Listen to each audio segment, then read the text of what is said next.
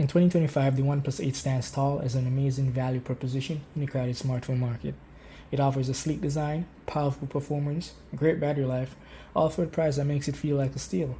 So, if anyone's wondering where they can get an amazing smartphone that's packed with features, affordable, and the price point is just around $120 to $150, the OnePlus 8, this is the phone for you.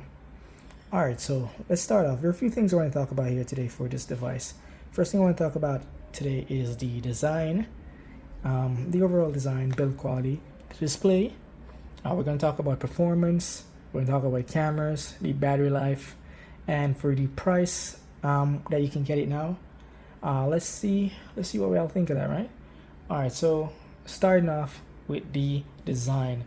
So even in 2025, the OnePlus 8's design feels modern.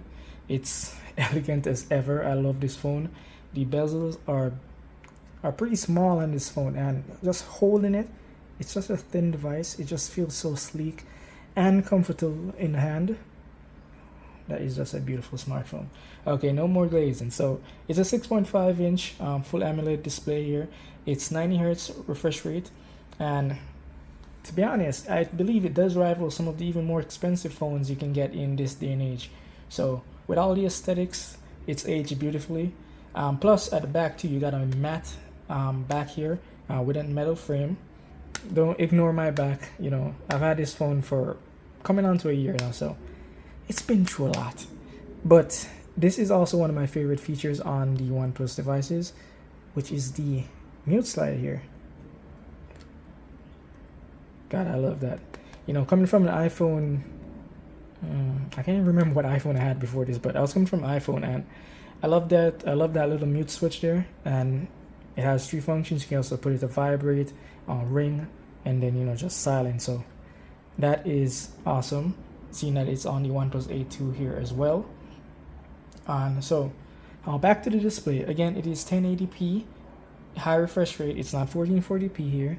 A lot of people seem to think that, hey, the OnePlus 8 was a 1440p display. It's not. That's for the OnePlus 8 Pro. So don't get it twisted. So even though it is 1080p, it is still a sharp, beautiful design. I can't emphasize so much how beautiful this design really is. It's just something you just have to see in person. You just kind of have to hold it for yourself to realize the beauty that is in your palms. So the next thing I want to speak about too here, which is probably the most important thing if you're looking to buy this phone here in 2025, and that's going to be the performance. It is rocking the Snapdragon 865 in here, which is the same processor you can find in a Samsung Galaxy S20 or a LG V50. Oh god, V50 I believe. I guess I'm the only one who remembers LGs. So yeah, it's the Snapdragon 865, and it is outdated, yeah, but it's far from a lackluster performance. So the processor still holds up well, especially everyday tasks, scrolling social media, blah blah blah. It's no problem whatsoever. In terms of gaming now, here it is. Even though the screen does have a 90 hertz refresh rate display, the processor, especially now in this day and age, it can keep up. So you're not going to get a 90 FPS frame rate in a lot of games you play. Some games, yes. On certain settings, you can get 90 FPS in Minecraft. You can get 90 FPS in simple games like Brawl Stars. In low settings, you can get it in car parking multiplayer. Well, if it's some games, I'd have to really experiment and see, but there are just a set number of games that I actually play on my device here. As it comes on to PUBG, you can get 90 FPS in that still, which is pretty awesome. Once you put it in the better frame rate mode, you're getting 90 FPS for sure in 2025 on this OnePlus 8 with the Snapdragon 865. Instant impact, not so much. You can get around 30s, 40 FPS on Instant Impact. You do have to tweak the settings sometimes. You can probably even tweak it down pretty low to get that 60. But if you want a mix of beautiful quality, lovely looking gameplay while you're actually getting that smooth 60 FPS, you're gonna have to probably try and tweak the settings a bit. But that's as it goes in terms of performance. So solid device, capable, social media, breeze, basic stuff, breezy. Gaming, it's here and there, but it still performs well. Don't get me wrong, it does still perform well. But in terms of performance, the next thing I want to talk about, which does impact performance here, is the camera and the processor and the camera here. Let's see how they tie into each other. So it's a Snapdragon 865 again, and the cameras on this device. How do I put it? It's not bad, but it's also not the best. Understand? So by 2025 standards, if you've used a more modern smartphone, you're going to be able to tell the difference.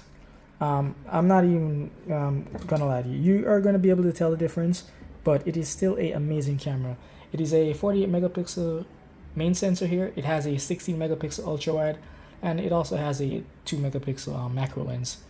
So it does still continue to develop to develop. I can't even stop. It does still continue to develop. Why can't I say?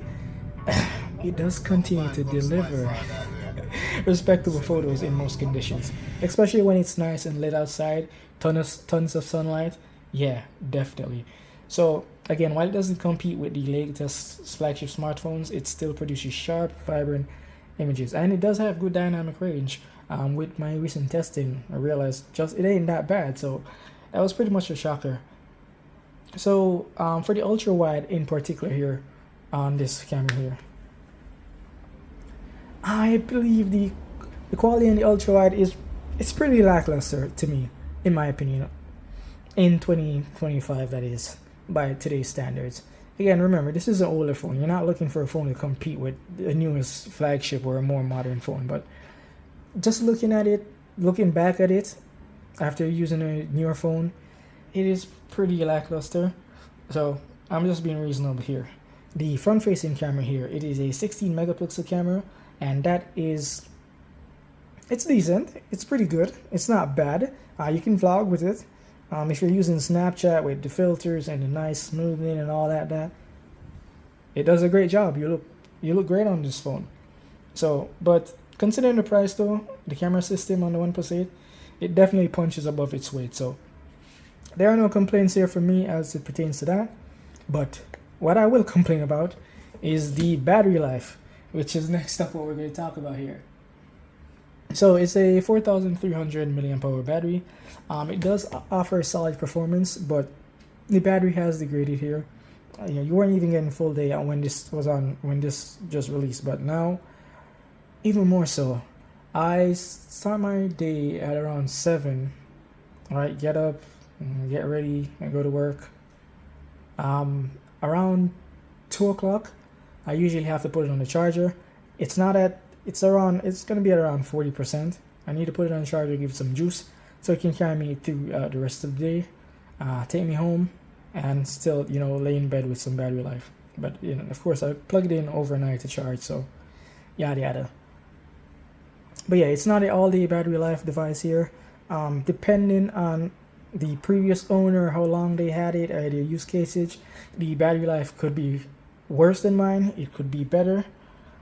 It's just one of the things you have to expect when you're buying much older devices. Then again, you can always swap out the battery, put in a brand new battery in this device. So that's something you can do.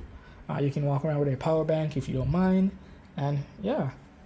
So again, the price, that's something else I want to talk about again. So as I said, you can get this for around $120 to $150. So the OnePlus 8 overall, it's practically a steal in my opinion. That's pretty cheap for what you're getting here. I know people, well, not in real life, but I know people have been watching like TikTok. This is their main device, and I see they do some crazy stuff with it. A lot of rooting, ramming. They tweak it. They take off the backs. They add fans on this, and they get way above average performance on this device, or out of this device, with their mods and all. And even so, the UI on this, it's not bad. It is pretty snappy, I ain't gonna lie. Especially with that 9 Hz refresh rate, it does feel smooth and nice. So overall, I'd give this phone probably a 7 out of 10 if you were to use it in this day and age. So overall, it still packs a punch. You get a sleek design, vibrant display, awesome performance, pretty decent cameras too as well.